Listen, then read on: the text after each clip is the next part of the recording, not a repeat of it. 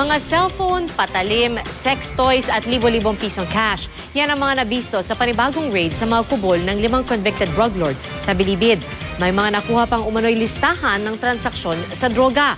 Nakatutok si John Consulta. Sa ikatlong raid ng Department of Justice, Philippine National Police at National Bureau of Investigation sa katerbang cellphones at cellphone signal boosters, mga patalim, sex toys at halos 700,000 pisong cash ang na-recover mula sa 3 kubol ang naturang mga kubol.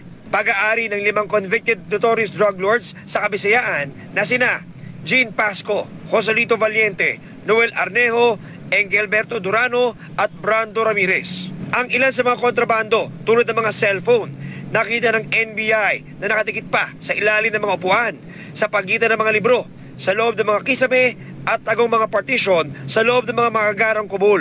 Pero yung tinuturing ni Justice Secretary Laila De Lima na pinakamatinding na-recover sa raid ay ang napakaraming black book o listahan umano ng mga transaksyon sa droga. Sa isang pahina ng notebook, nakita ang listahan ng ilang probinsya at lawak ng transaksyon sa droga.